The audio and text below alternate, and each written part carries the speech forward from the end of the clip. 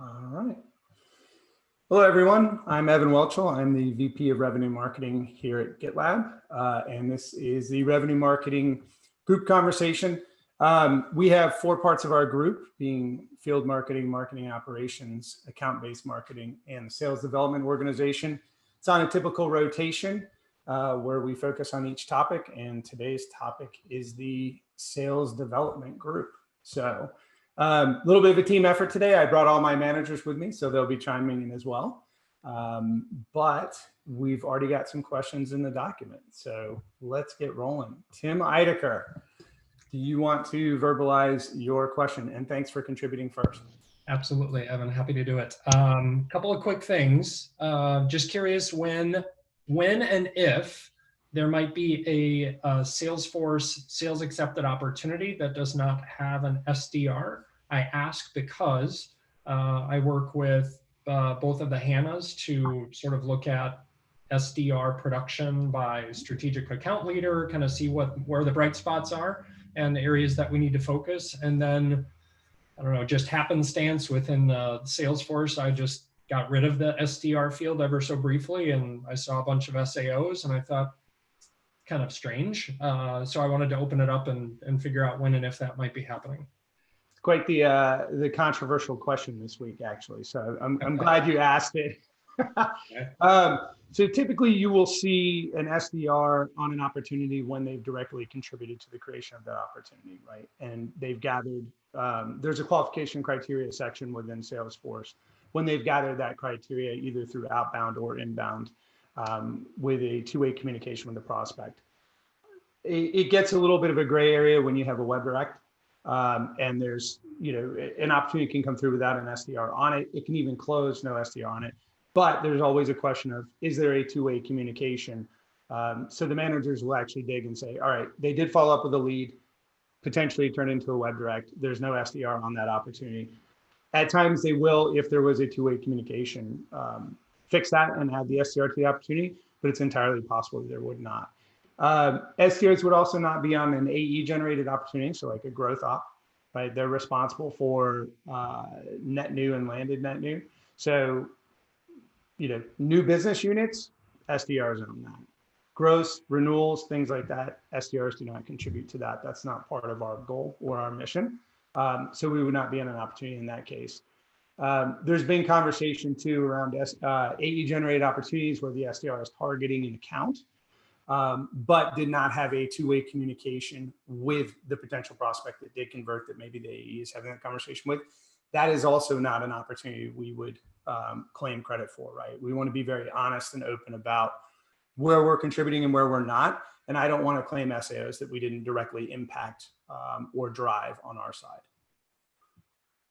Did I answer your question? Yeah, that helps a bunch. In one of the slides, and I should have which slide number, but it's talking about the production for August, production for Q2 and first half, et cetera. Are those all assuming that there's an SDR assigned to those or not? Absolutely. Okay. So those reports, there should be an SDR tagged on every one of those opportunities. If it was a web direct, we validated that there's a two-way communication. There's a couple still being discussed, to be perfectly transparent, as far as whether there was SDR contribution or not. But overall, we do a pretty rigorous validation between the managers, finance, even Paul hops in sometimes and looks at a couple ops. But those have all been validated. We look at the qualification criteria. So our report layout, which I can share with you, has the validation criteria there. And we go through and we spot check and we'll read through. Because remember, we're looking at IACV pipeline contribution as well. And you can't get a true assessment for that IACV pipeline contribution unless you see that qualification criteria. Fun trick that some people don't know, you may see it based on your Salesforce process. There's an SDR contribution field as well, and it's profile dependent. And so we validate sort of what is the SDR seeing versus what is sales seeing. We typically err on the sales IACV estimation for that reason, but that's where the qualification criteria comes into play. Got it. Perfect. So yeah, everything you're seeing data-wise in this report is SDR attribution. We don't report on anything that doesn't meet that criteria or qualify as an SAO as it's defined in the handbook. Okay. I'm not going to say it's perfect. You and I both know it's not, Right. but it's getting better every day. Absolutely. Living our value of iteration. I love it. Exactly. Exactly. I think you had the next one too. Evan, do you mind if I just, Anna, did you have something? Yeah, no worries. I just wanted to reiterate something that you said. As an SDR manager, if there's ever a sales accepted opportunity that has an AE generated source, it's something that is always kind of a red flag for us managers that we go in and we validate. I will say, based on the recent vision opportunity creation for parent ops going forward this year, you will see those as AE generated. And oftentimes when SDRs are doing their growth expansion, outbound process, we will have ops that get closed or that go to stage 1 and then close, lost, and merged within those parent opportunities because they're a crucial primary part of growing that vision op, but they're not necessarily primary. So sometimes that will happen where SDRs are working towards that vision op for expansion, but they're not necessarily the original sourcer of the parent op. So I can take that offline and kind of walk you through that if that's still a little confusing, but that's something that we're also validating and looking through with the other managers for each thing that we see on SDR getting credit for. Got it. Okay. Thanks, Anna. Yep. Great. You got it. Evan, number 2, this is not something I knew much about until last week when there was, I got a chance to work with SDR Ryan Kimball on an opportunity that came across, and I asked him a little bit about it, and he said it was from Drift, and I thought, that sounds great. It sounds like drip. I know we do drip campaigns. Is it like that? And he said, no, it's that little thing that pops up and says, hey, would you like more info? Those attribute to field marketing, SDR. He and I navigated it pretty quickly, but I was just curious kind of how those are being credited. So they're credited to the SDR if the SDR runs through the process and does the typical SAO qualification. So think of it as yet another lead source, right? We've got tons, we've got trials, we've got inbound. Contact us, field marketing, et cetera. Same process, except an SDR gets a lead routed to them based off of their territory or account coverage. What we try to do is provide a personal experience where they're actually talking to someone associated to their account. It goes even deeper on the ABM side, right? So ABM has custom landing pages and they go straight to their SDR from an engagement perspective. So think of it as just another lead source. It actually is a really highly converting lead source. Because you're having human interaction right then and there. There's a second tactic to it as well, where we use Drift video, and you can actually record outbound videos via Drift. And if somebody engages, they can actually have a live chat right then and there as they're watching the video with that person who sent them that video. So we use it in 2 different ways, but think of it as another inbound lead source. It doesn't auto, it can MQL auto, but it's not an SAO. It has to go through the same qualification standard as any other lead source. Got it. Excellent. We're still early in our adventures with Drift. It's improved dramatically over the last couple of months, but it's got a really nice return so far from a pipeline perspective. Got it. Thank you, Evan. Yep. All right, Sid, I think you are next. You've got a couple. Do you want to verbalize your questions? Thanks. If this is an SDR only conversation, can we represent that on the agenda, on the calendar invite? Sure. We actually had it on the calendar invite as the SDR group conversation, and we did a pivot to revenue marketing because each month we'll do field marketing will go, then ABM will go, then marketing ops, and then I'll go again for the SDR side. Does it make sense just to go ahead and just put it that way as opposed to just general revenue? I would say revenue marketing SDR. Got it. Cool. Easy enough. We can do that. Thanks. We have a pretty defined schedule.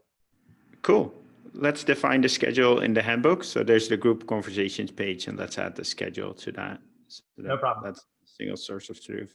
Thanks. And can we include ROI, like closed versus spent? And is that a metric that is top of mind for you? It is with the goal of, when we last measured, I think we were just a little north of about 350% ROI. We're shooting for end of year to get to about 450% with different changes in efficiency. So yes, we are measuring it, and I can easily include it in this presentation. Cool, that's great. Are we looking at GitLab core and free usage to determine what organizations to reach out to, focus our efforts on? Yes, we are. As a matter of fact, we have a whole campaign around it with some early results that we can talk about. It needs some iteration. So it's one of the concerns I mentioned in my presentation, that we're not quite getting the results on the SDR side yet. I think it's the longer play on the SDR side, and we may need to do some iteration on our messaging based off of the email analysis I did last week. Interestingly enough, on the digital side, and I think Emily's on, she can speak to this some as well.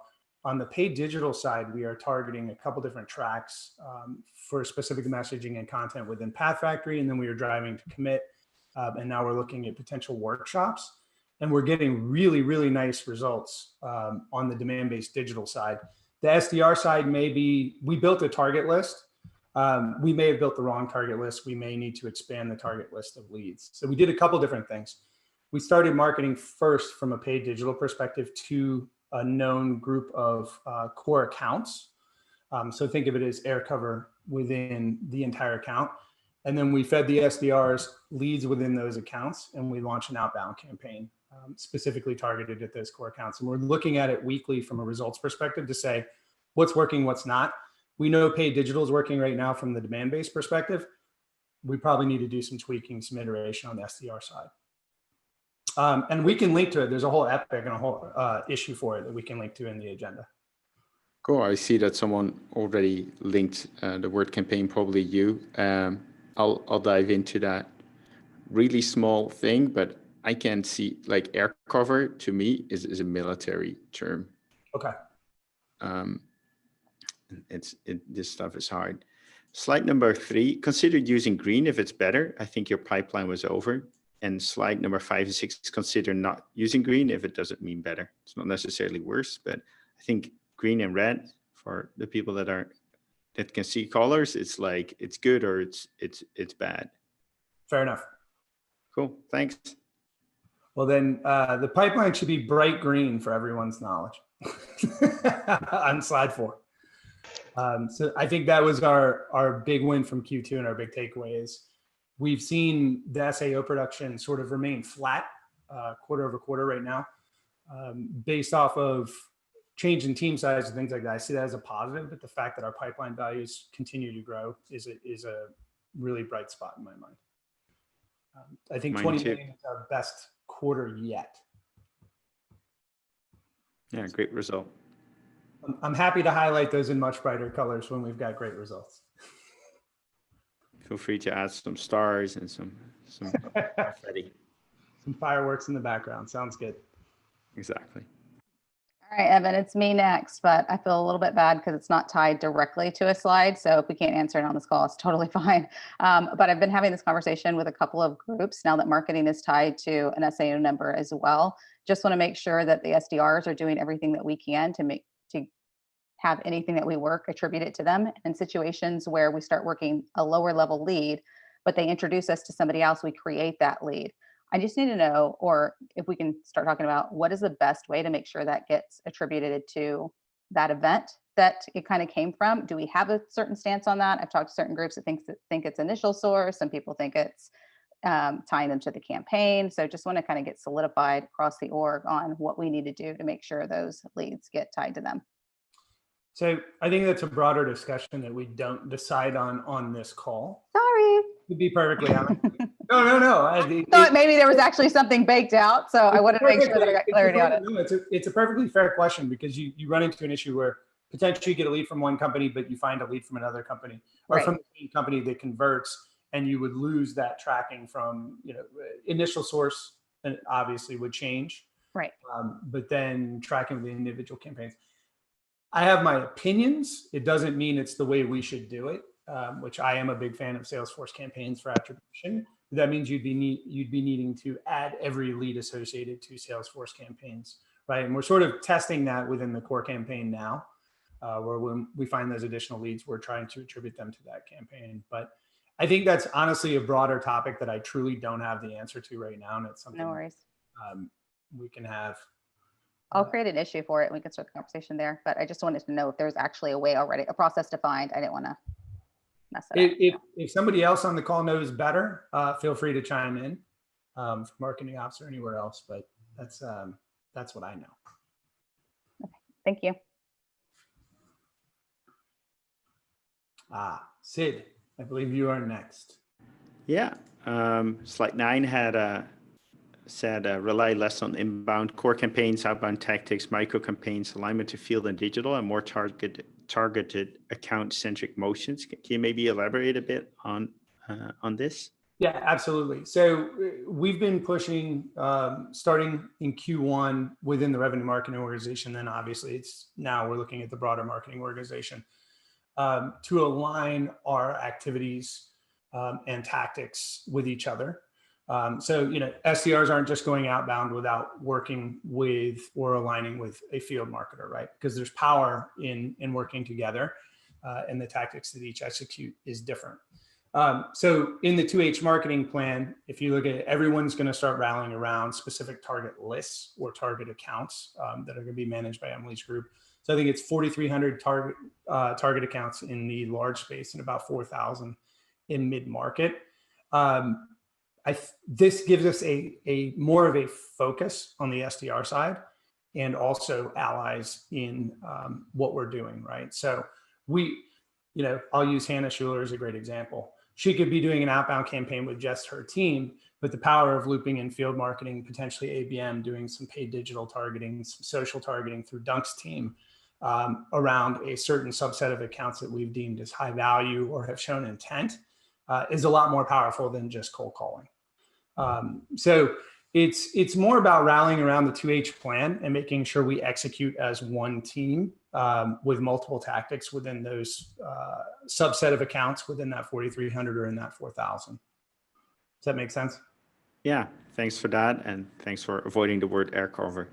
I try to change when I can as fast as I can.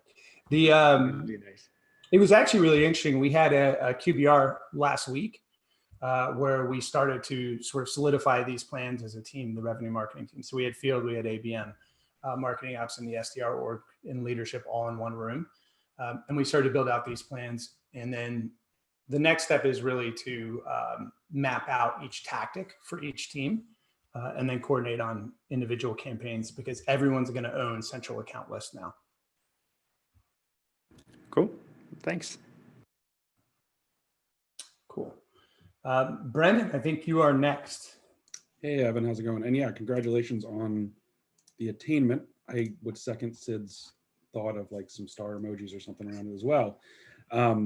Looking specifically at SMB, that attainment's like huge, right? This was 212% of target in Q2 and 345% of target in the first half. I know that we've kind of been seeing that across the board, right? Like increase in small business. Do you think there's anything else going on? Like, is there something special going on that you all have a perspective on that drove that overattainment?